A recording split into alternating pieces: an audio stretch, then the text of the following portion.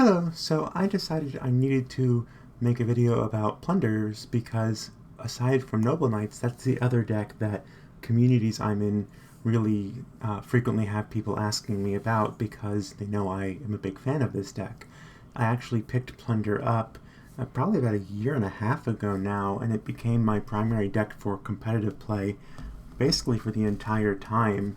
As a big fan of mid-range controlling decks that are more about playing around and ahead of your opponent, this deck really scratches that itch for me, and it's become something that I always enjoy every time I play. It's the deck that keeps me in the game almost as much as my knights do. And we just got a brand new toy with the new set, so there's really never a better time to discuss it. So, Plunder Patrol, for anyone who's not familiar with them, is a mid-range control deck focused on tagging out your main deck monsters into extra deck monsters that have attributes matching the attribute used by your opponent. This can be somewhat limiting, as it means if your opponent is using an attribute you don't have compatibility with, you'll have difficulty getting into any of your boss monsters. It also means that you have to be very selective in what you make and when, because you need to make sure you have the correct disruption available. It's a tricky deck to get a hang of when trying to play, because the deck itself can outplay itself very, very easily. And what I mean by that is the deck is heavily focused on what resources you conserve, not what resources you put out. And what that means is that very often new players, including myself when I picked up the deck, will kind of just build the best board they can and lose the game because of that. There are times in this deck where normal summon set 1 pass is the best play, unironically, and it takes practice and familiarity to kind of get a hang of that. But once you do, it is an incredibly rewarding deck. Super, super fun to play. When I picked this deck up, I grinded it on Edo for about a week. Played something like 50, 60 matches. The first day, I had about a 5% win rate. By the end, I had around an 85% win rate. I mean, it's really tricky to get a hang of, but it's so fun once you do.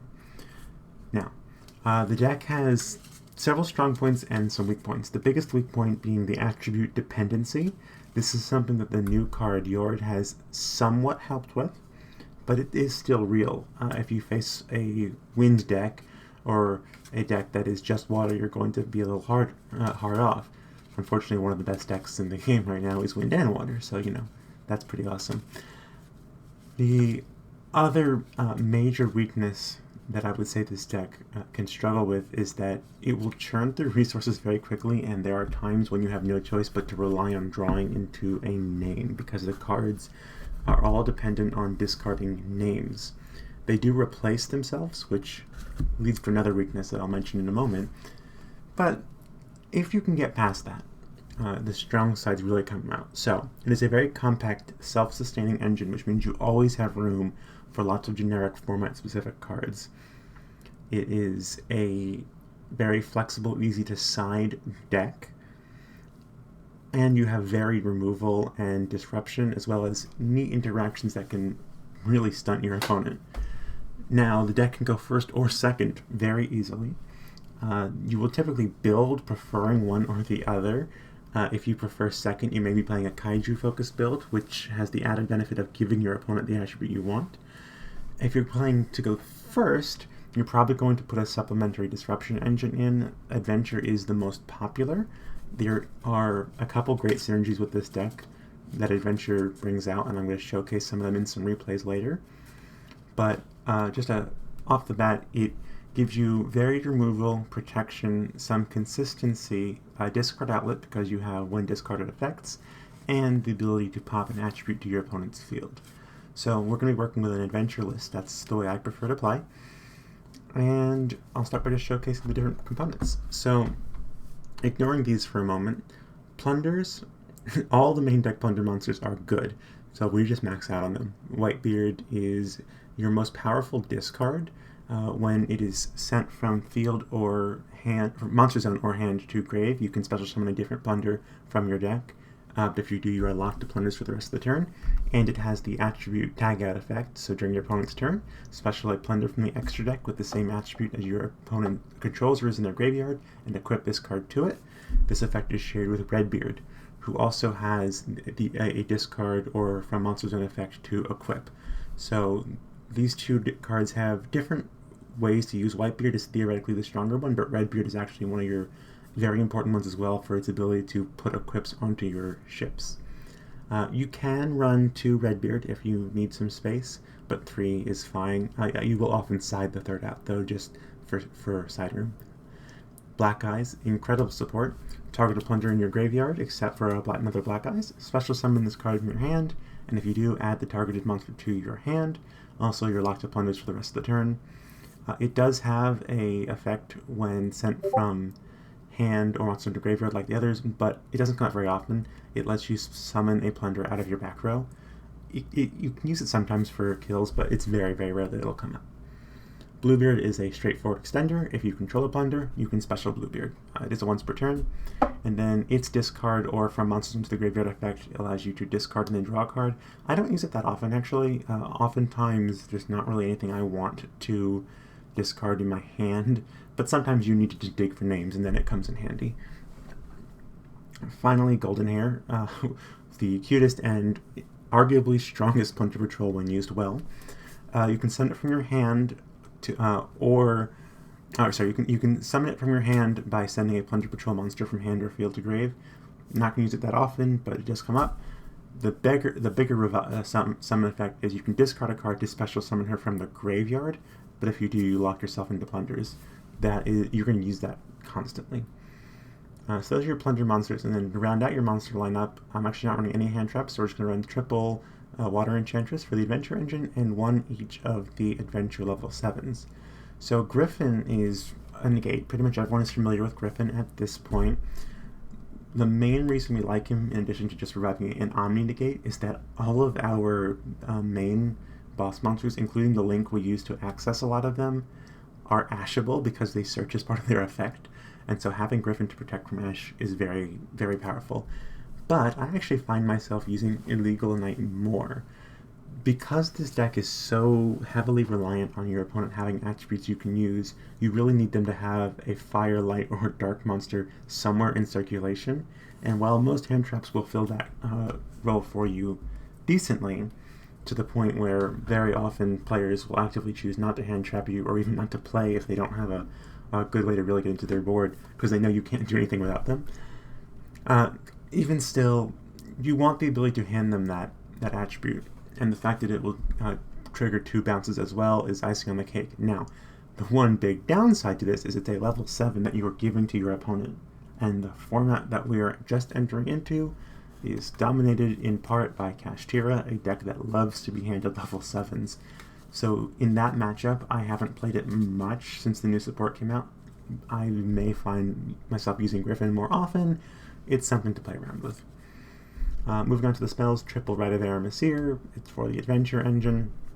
I run a Duster. You don't have to main a Duster. I like having it just in case you run up against the Floodgate you need to have an answer to in the main deck. Up to you. Triple Talents. Because this deck sometimes can have weird, awkward hands, the draw power is nice if you get ashed. The ability to steal a bounce monster is really nice. I've even used the hand snipe effect once or twice, so that doesn't come up nearly as often. And, it's a potent 3-of, in my opinion, for going first or second, and this deck's build wants to be versatile for first or second for your main pre-sided deck. I don't like to ever feel like I lost a die roll, and with this deck, I don't lose die rolls. I just accept whatever happens. 1 copy of Plunder Patrol Shipping. It's our fusion spell. You will sometimes fuse with it. Very rarely will you fuse with it. The more important effect lets you banish this card from your graveyard, then target a Plunder monster you control, and equip an emblem of the Plunder Patrol or a Plunder Patrol monster from your deck to the target. Now, Emblem is a good card and you will use that sometimes, but actually more often you're going to equip monsters, which you're then going to put into your hand using the field spell, and I'll tell you that in a moment. A Terraform for the field spell. Triple Lunar Eclipse, I really like that in this format. It's not good against every deck, but it's good against a lot of decks. The discard works really well if you pitch a Whitebeard or you need to get Golden Hair to the grave or Aquamancer. We just have so many cards we are happy to discard. Also, it's not ashable, unlike regular Book of Eclipse, so I really like it. A copy of Fateful Adventure. You can run 2 of these if you want. You just probably don't need to in this deck. There are some decks, like my Noble Knights, where you want to run 2 or 3. This deck, it's not worth the spot in my opinion, but you totally can. Most people know what this card does, but just a summary, it has 3 effects. One is protection from battle the first time each equipped monster would be destroyed. All of our ships are going to get equips, so that's great. It can search a adventure-related monster and then discard it. If you don't have access to Armasir, but you somehow saw this, you can search and discard Aquaman or Water Enchanters to get your token. Otherwise, you're going to be using that to get Illegal and Griffin. And then the discard can be Whitebeard that comes up. Also, the third effect allows you to search out an equip spell, which can be free discard fodder for Golden Hair and removal against all kinds of unusual threats. So just great card. Emblem of the Plunder Patrol is our native equip spell. It gives the equipped monster 500 attack, and then the real key part of it, when you're not using it just as a name to discard, is that you can send the card to the graveyard and then summon a plunder from your extra deck with the same attribute as monsters on the field or in the graveyard. So it counts both players' attributes, which can come up. It's not going to be as common when you're not running your own hand traps to get your attributes live, but even still, we have some other attributes that we will work with. And then you equip what it was equipped to as a plus 500 attack field equip spell. So it can be useful for cycling into weird attribute situations. It's also useful for stealing the plunder token when you give it to them, which we'll get to in a moment. 3 of the field spell, a ridiculously powerful card, so it does a total of 3 things.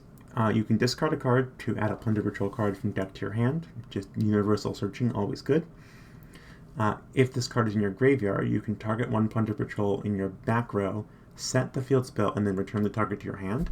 So not only does it place itself back on the field if destroyed or even if discarded, but you can use it to get your monsters back live once you're done with them in the equip zone, and when combined with ship shipping, you can use it as a sort of pseudo search. So if this is in your grave, like it was popped, and you discarded this, you can banish it, equip a monster to set, and then set this back to the field to put the monster back in your hand. So let's say you banish it, equip white, set this on the board to put white back in your hand, then this can discard white to search a different plunder, then white can summon from deck, and all of a sudden you've rebuilt your whole board. Triple Impermanence, just the best hand trap in my opinion at the moment. And Plunder Patrol Booty. Booty is a cool card that can save you in weird situations or be completely useless. You can declare an attribute, target a face-up monster your opponent controls, and it becomes that attribute until the end of this turn. Then take a plunder from your graveyard and either shuffle into the deck or special summon it. So this lets you set attributes to what you want. If your opponent's not giving you anything to work with, you can use Booty to get around that, but it's slow. You have to search it out, and it's a trap card, so you're not going to get it live as fast as you may want. The funnier use, I find, is attribute manipulation against decks that care about that sort of thing. So you don't see this very often anymore, but like Salamangreat often would want to go into things where it needed fire monsters.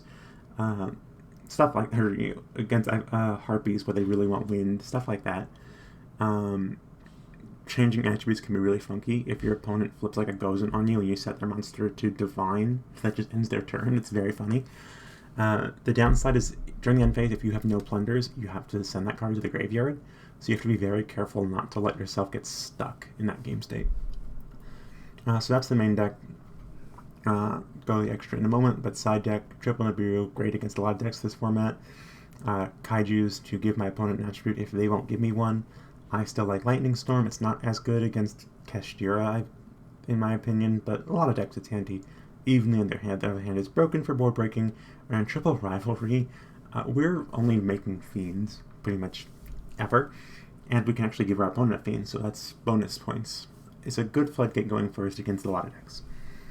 So the extra deck, we're going to have 2 of every Plunder ship and Triple Blackbeard, but I want to just knock the generics out real quick first.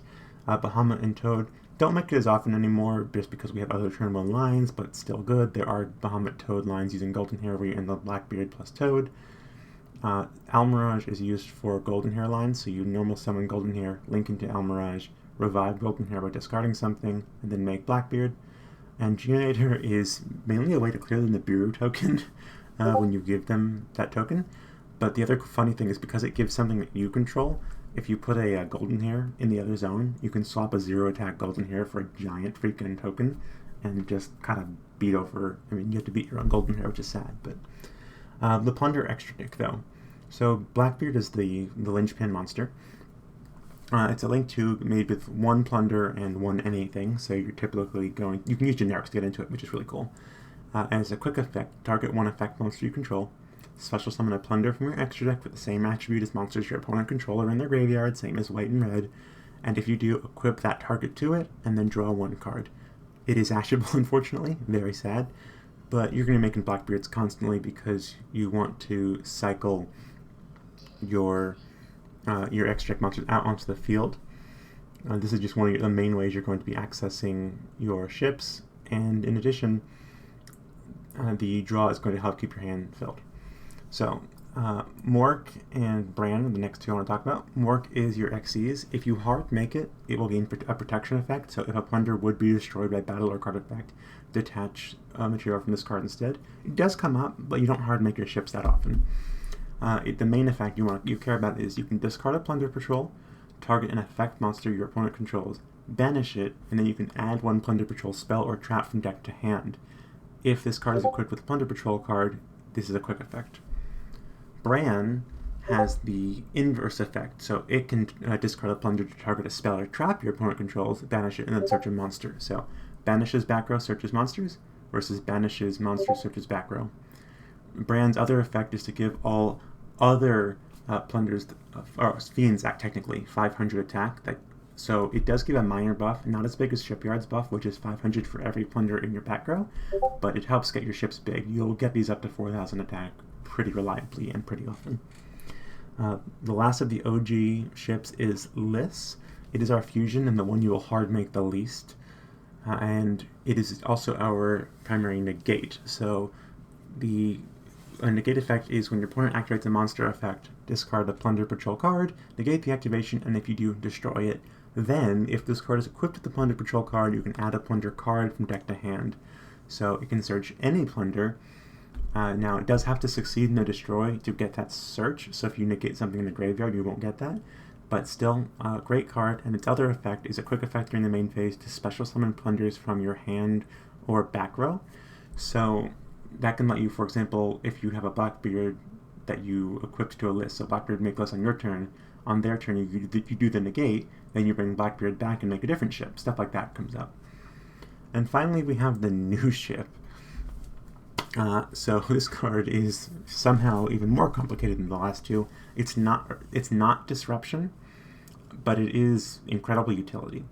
So as a monster, if your opponent special summons a monster, except from a damage step, you can add a Plunder card from your deck to your hand, and then if this card is equipped with a Plunder card, you can special a Plunder monster from your deck. So it has the ability to search and special, which can immediately get more plays live.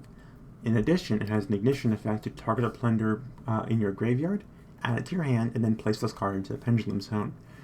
This is where the other effect, the really interesting one, comes in.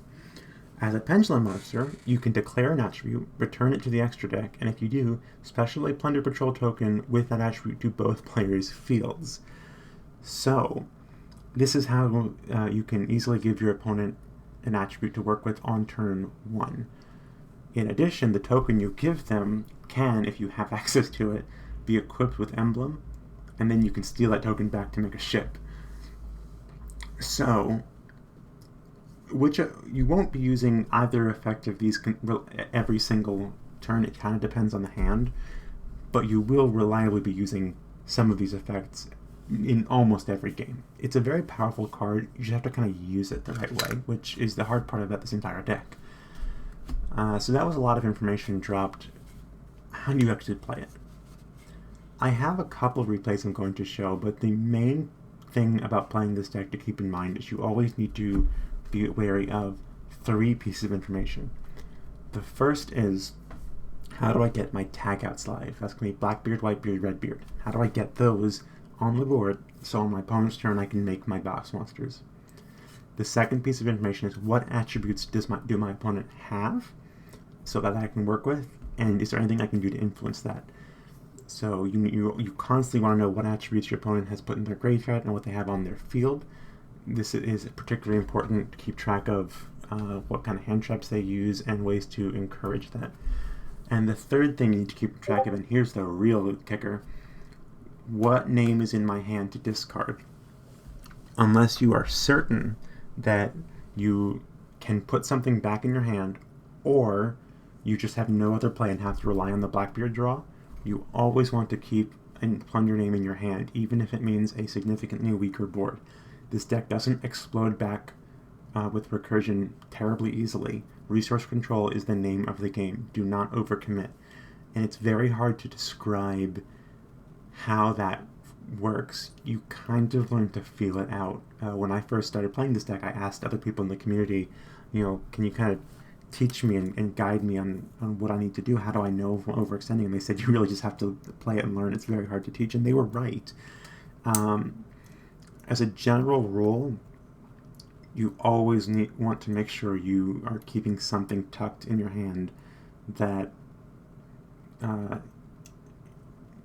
that you can use as a resource.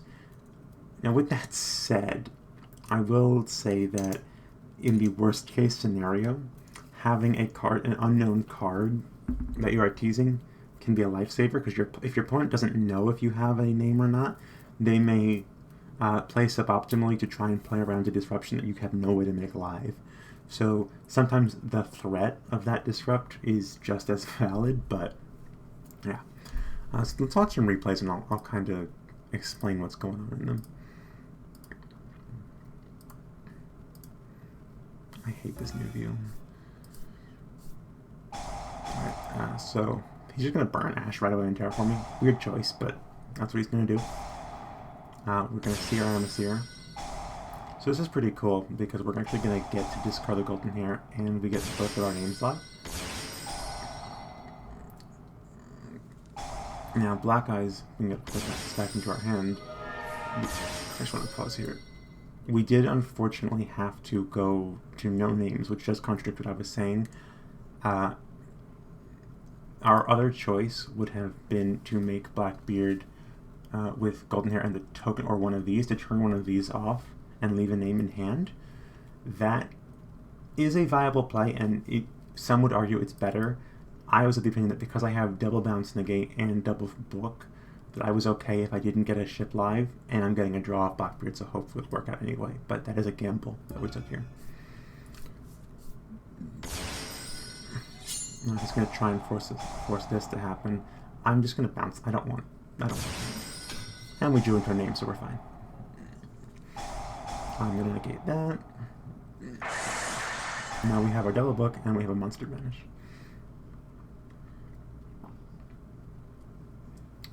He's not particularly seeing what he really needs.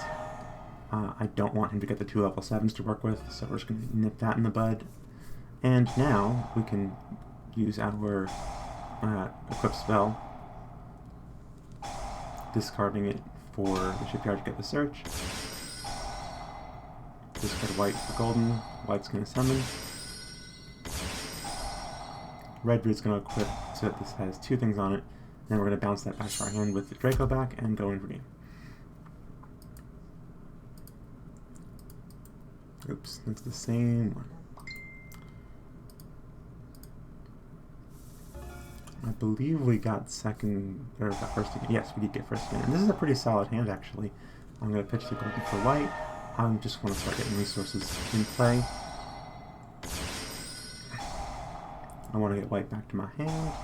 I'm going to give him an attribute to work with. It's going to be relevant. It's the other cool thing. I didn't know he had Evenly at the time, but by giving them a token, you turn off Evenly, Lightning Storm, and Impermanence, all of which are good effects to turn off. But because we gave him the light, we get an attribute right off the bat. Our draw gave us access to Aquamancer. Pretty cool. statue's going to be annoying, but what comes next is actually even worse. He really does not want us to have this negate to work with. That's unfortunate.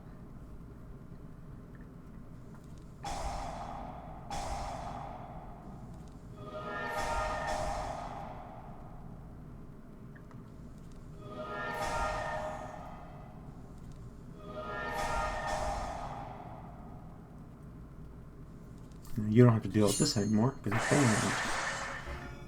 So we can't use Blackbeard because of the statue, so we need the statue gone. I know once I normal, he's going to start doing things, so I have to kind of hedge my bets. I have a revive, killing the statue's priority. I can kill it with Aramasir, but he's going to have a disrupt ready for that. So we're going to normal summon and just bait this out.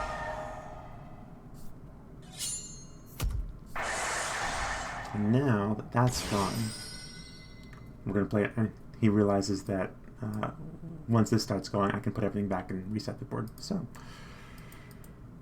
fragile deck.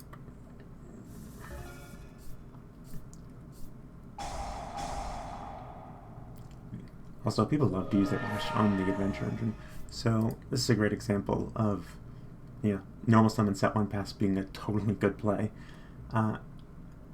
It seems, oh no, he ashed me here, but the truth is I have an attribute tag out and I have double book into a float, so I have lots of good options here. That admittedly kind of sucks.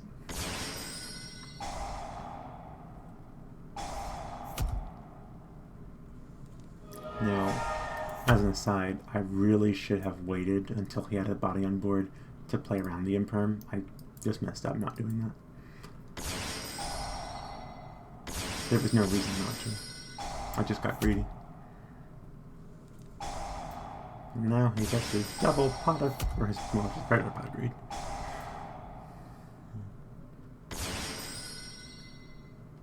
So he's going to get some big damage on me. Punks just kind of get giant.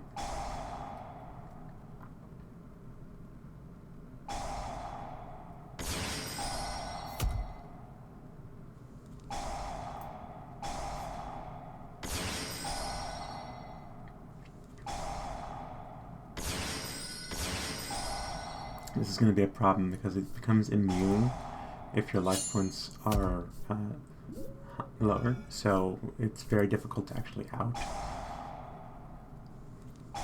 But we have Adventure Access, and Adventure Access can turn games around all on its own, so the neat thing with Punk is that although they get giant bodies out, they don't really get a lot of disruption. So now that we've dealt with that, we're just going to fire this off and try and burn through as many of these cards as we possibly can.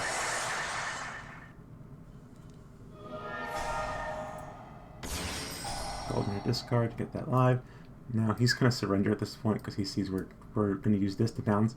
I don't actually have a great out to this ready, but he doesn't seem to realize that, so he surrenders.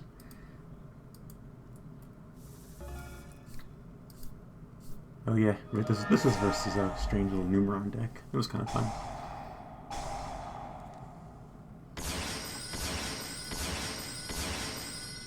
He's going to go for Sareja, and I've learned my lesson. I sat through that format. We don't allow people to do the draw.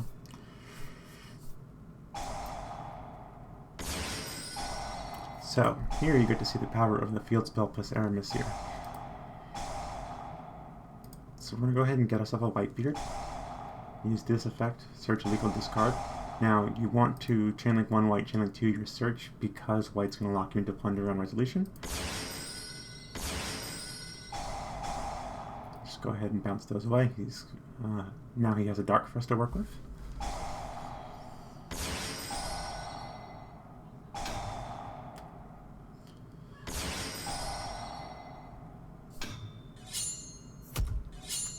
And I'm just going to get in for some damage and get my negate. And the reason I want the negate is because the Numerons, when they come out, they all do things and do damage. So I want to just be able to deal with 3 of them. The thing is, they don't have destruction, it just kind of get big. So I'm just going to shove 2 of those back into the extra deck.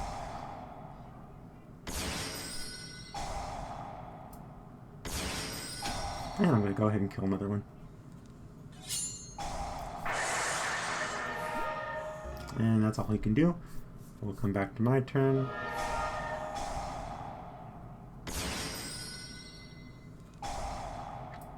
Get that out of here. Get that out of here, and that's the game.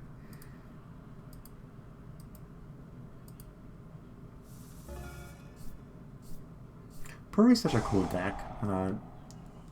It hasn't really done much competitively. I don't know that it will, but it has so many neat tools to work with. I really would like to see more of it. So once again, we're going to give them an attribute to work with.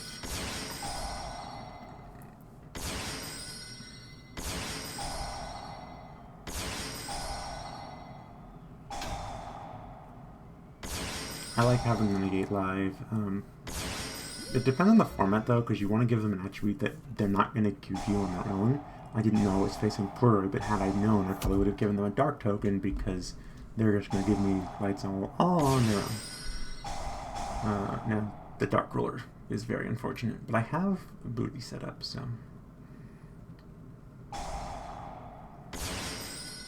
By being able to discard into red, that means I have a tag out live now.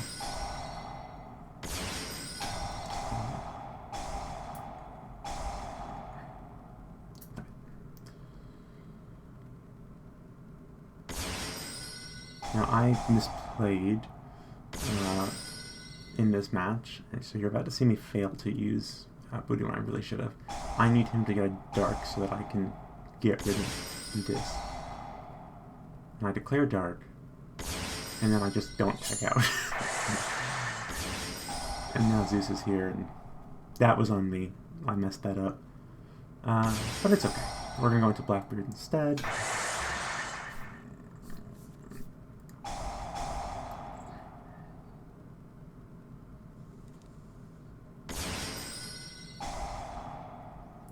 Drop that to grave.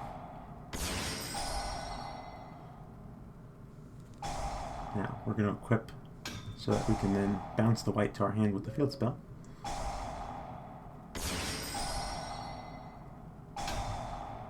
Bounce that. Discard that. White's going to float. And at this point, there is nothing stopping us from just getting really big. And he surrenders. Even with the misplay, once this deck has its pieces where it wants them, it can come back pretty nicely. And finally, we're going to face some Danger Dark Rolls to round out the replays. Search, ashing my search, annoying, but they gave me a fire to work with. That's cool. I thought about tagging out into the fire, but it's my only tag out, and I don't know what they're playing. Let me do that. That's unfortunate.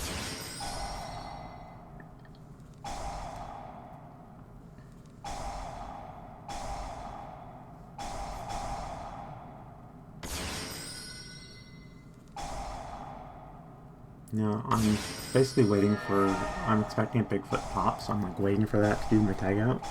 And there's not a Bigfoot pop, but it is a pop, so we're going to avoid that. And then they do this to us, which, you know, that's kind of unfortunate.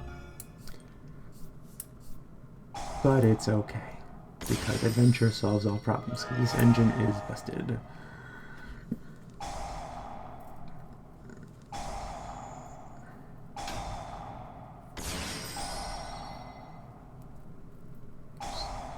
Gonna go ahead and take care of cycle in. We didn't see a name, which is what we wanted, unfortunately, but it's okay. Gonna bounce that back. And we don't have an equip on our Bran at this point, so Bran is not a quick effect anymore. But when we discard red, we can put one there, so it's okay.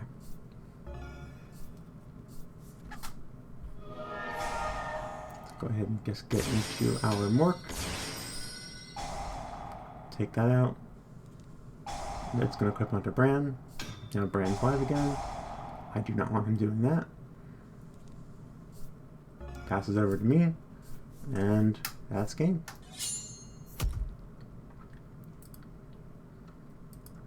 So I hope that kind of helps people looking at this deck, trying to see, you know, what can it do.